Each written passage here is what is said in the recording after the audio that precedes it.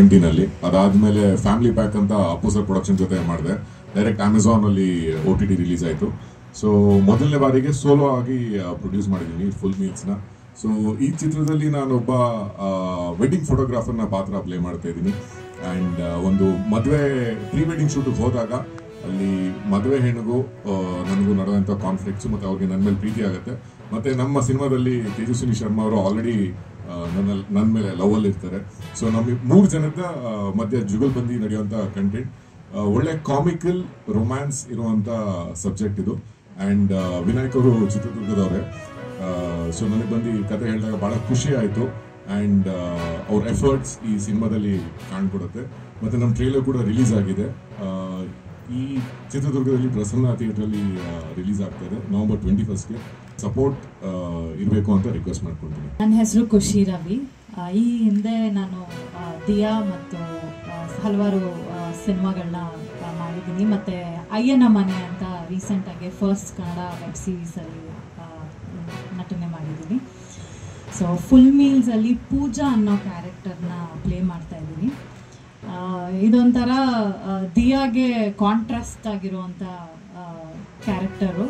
ಒಂಥರ ರೋಲ್ ತುಂಬ ಒಂಥರ ಫ್ಲರ್ಟಿಶ್ ಆಗಿರುತ್ತೆ. ಮದುವೆ ಸಂಬಂಧ ಆದ್ರೂ ಫೋಟೋಗ್ರಾಫರ್ ಮೇಲೆ ಲವ್ ಆಗುವಂಥ ಕ್ಯಾರೆಕ್ಟರ್ ಪೂಜಾದು. So Pooja close friend Preethi, Tejaswini Sharma, and lucky photography ಅಂತ ಇವ್ರದ್ದು ಫೋಟೋಗ್ರಫಿ ಇದಿರುತ್ತೆ. ಸೊ ನಮ್ಮ 3 ಜನದ ಮಧ್ಯೆ ಏನಾಗುತ್ತೆ ಅನ್ನೋದೇ full meals cinema. Full meals cinema ಒಂದು ಕೇಳಿದ ತಕ್ಷಣ ಏನೋ ಊಟದ ಬಗ್ಗೆ ಮಾಡ್ತಾ ಇದ್ದಾರೋ ಅಥವಾ ಏನೋ ಅಂತ ಅನಿಸುತ್ತೆ. ಬಟ್ ಊಟ ಒಂದೇ ಅಲ್ಲ, ಇದು ಭಾವನೆಗಳ ಫುಲ್ ಮೀಲ್ಸ್. ಎಮೋಷ್ನಲಿ ತುಂಬ ಇಷ್ಟ ಆಗುತ್ತೆ ಮತ್ತು ರಿಯಾಲಿಟಿಗೆ ತುಂಬ ಹತ್ತಿರವಾಗಿರುವಂಥ ಸಿನಿಮಾ ಫುಲ್ ಮೀಲ್ಸ್. ನಿಮ್ಮ ಚಿತ್ರದುರ್ಗದ ಹುಡುಗ ವಿನಾಯಕ ಸರ್ ಇದಕ್ಕೆ ಡೆಬ್ಯೂ ಡೈರೆಕ್ಷನ್ ಮಾಡಿರೋದು. ಸೊ ಸಾಕಷ್ಟು ಡೆಡಿಕೇಶನ್, ತುಂಬ ಕನ್ವಿಕ್ಷನ್ ಇಟ್ಟು ಈ ಸಬ್ಜೆಕ್ಟ್ ಮಾಡಿದ್ದಾರೆ. ಆ್ಯಂಡ್ ನಾವೆಲ್ಲರೂ ತುಂಬ ಕನ್ವಿಕ್ಷನಿಂದ ಪಾತ್ರ ನಿರ್ವಹಿಸಿದ್ದೀವಿ. ನಿಮ್ಮೆಲ್ಲರ ಸಪೋರ್ಟು ನಮಗೆ ಖಂಡಿತ ಬೇಕೇ ಬೇಕು. ಸೂಪರ್ ಮಾಡೆಲ್ ಆಗಿ ನಂತರ ಮೂವಿ ಇಂಡಸ್ಟ್ರಿಗೆ ಬಂದಿರೋಳು. ಫ್ಲ್ಯಾಟ್ ನಂಬರ್ 9 ಹಾಗೆ ಇಂಗ್ಲೀಷ್ ಮಂಜ ಸಿನಿಮಾದ ನಂತರ ನಾನು ಸೈನ್ ಮಾಡಿದ ಸಿನಿಮಾ ಫುಲ್ ಮೀಲ್ಸ್. ಪ್ರೀತಿ ಅನ್ನೋದು ಒಂದು ನನ್ನ ಕ್ಯಾರೆಕ್ಟರ್, ಮೇಕಪ್ ಆರ್ಟಿಸ್ಟ್ ಕ್ಯಾರೆಕ್ಟರ್.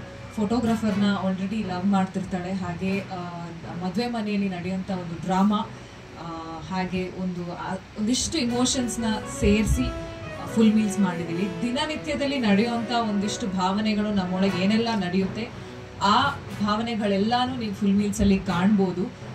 ನಾವು ಸಿನಿಮಾ ಥಿಯೇಟ್ರಿಂದ ಹೊರಗೆ ಬರೋ ಒಂದು ಫೀಲಲ್ಲಿ ಆ ಮ್ಯೂಸಿಕ್ ಕೂಡ ಗುರುಕಿರಣ್ ಸರ್ ಅವರ ಮ್ಯೂಸಿಕ್ ಇದೆ. ಫೀಲಲ್ಲಿ ಹೊರಗೆ ಬರ್ತೀವಿ ಅನ್ನೋದು ನಮ್ಮೆಲ್ಲರ ಆಸೆ ಆಗಿದೆ. I hope it is achieved. November 21st release ಆಗ್ತಾ ಇದೆ ನಮ್ಮ ಫುಲ್ ಮೀಲ್ ಸಿನಿಮಾ. So thank you so much for all your presence here. ಕ್ರಮಕ್ಕೆ ಮತ್ತು ಸರಿಯಾದ ಪಾಠವನ್ನು ಕಲಿಸಲಿಕ್ಕೆ ನಾವು ಮುಂದಾಗ್ತೀವಿ. ಯಾವುದೇ ಒಂದು ಹುದ್ದೆನ ಆಯ್ಕೆ ಆದಮೇಲೆ ಅವನು ಯಾವ ಊರು, ಪ್ರೈಮರಿ ಎಲ್ಲಿ ಓದಿದ, ಪ್ರತಿಯೊಂದು ಕೂಡ ಹಾಕಬೇಕು. ಯಾಕಂತಂದರೆ ಸುಳ್ಳು ಹೇಳಿಬಿಟ್ಟು ಈಗಾಗಲೇ ಭಾಳಷ್ಟು ಜನ ಸುಳ್ಳು ಜಾತಿ ಪ್ರಮಾಣ ಪತ್ರವನ್ನು ಆದಿ ಕರ್ನಾಟಕ, ಆದಿ ದ್ರಾವಿಡ ಅಂತಂದು ಹೇಳ್ಬಿಟ್ಟು ಪಡೆದಿರ್ತಕ್ಕಂಥ ಸಂಖ್ಯೆ ಭಾಳ ಇದೆ. ಯಾರು 4 ಲಕ್ಷ ಇದರಲ್ಲ ಅವ್ರಿಗೇನು ಅವರು ಜಾತಿ ಯಾಕೆ ಹೇಳಿಲ್ಲ? ಮೂಲ ಜಾತಿ ಹೇಳ್ಬೇಕಲ್ಲ, ಹೇಳಿಲ್ಲ.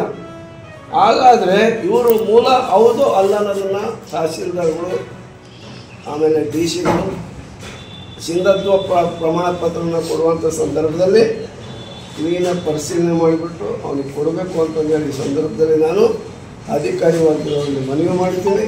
ಅಷ್ಟೇ ಅಲ್ಲ, ಈ ಒಳ ಮೀಸಲಾತಿ ಕಾವಲು ಸಮಿತಿ ಅಂತ ನಾವೇ ಮಾಡ್ಕೊಳ್ತೀವಿ. ಯಾರ್ಯಾರು ಆಯ್ಕೆ ಆಗ್ತಾರೋ ಅಭ್ಯರ್ಥಿಗಳು ಗುಂಪಿನಲ್ಲಿ ಬಂದು ಯಾರ್ಯಾರು ಸೌಲಭ್ಯ ಪಡಿತಾರೋ ಅವರು ಆ ಸಮುದಾಯಕ್ಕೆ ಸೇರಿದವರು ಹೌದು ಅಲ್ಲ ಅನ್ನೋದನ್ನು ಕೂಡ ನಾವು ಮುಂದಿನ ದಿನಗಳಲ್ಲಿ ಎಲ್ಲ ಕಡೆಯೂ ಕೂಡ ತಾಲೂಕು ಹೋಬಳಿ ಮಟ್ಟದಲ್ಲಿ ಅದನ್ನು ಸಮಿತಿಗಳು ಮಾಡಿ ಇಂಥವ್ರಿಗೆ ಕೆಲಸ ಸಿಕ್ಕಿದೆ, ಅವನು ಮಾದಿಗ ಸಮುದಾಯಕ್ಕೆ ಸೇರಿದವನು ಹೌದು ಅನ್ನೋದನ್ನು ನೀವು ನೋಡಿ ಹೇಳಬೇಕು.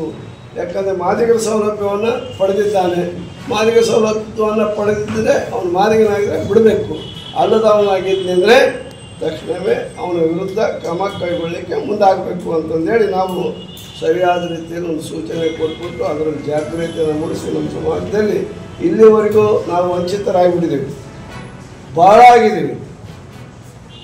ಆ ಒಂದು 30-35 ವರ್ಷಗಳ ಕಾಲ ನಮ್ಮ ಹಿಂದುಳಿಕೆ ನಮಗೆ ಸಿಗದೇ ಇರತಕ್ಕಂಥ ಸವಲತ್ತುಗಳಿಂದ ವಂಚನೆ ಆಗಿದ್ದರಿಂದ ಈ ಸವಲತ್ತು ಪಡೀಬೇಕು ಅಂತಂದೇಳಿ ಹೋರಾಟವನ್ನು ಮಾಡಿ 30-35 ವರ್ಷಗಳಿಂದ ಹೋರಾಟ ಮಾಡಿ ಸುಪ್ರೀಂ ಕೋರ್ಟಿಂದ ಒಂದು ಆದೇಶ ಪಡೆದು ಇವತ್ತು ನಮ್ಮ ಸಾಮಾಜಿಕ ನ್ಯಾಯದ ಅಧಿಕಾರ ಮುಖ್ಯಮಂತ್ರಿ ಸಿದ್ದರಾಮಯ್ಯನವರು ಒಂದು ಒಳ ಮೀಸಲಾತಿಯನ್ನು ಕಲಿಸಿಕೊಟ್ಟಿದ್ದಾರೆ.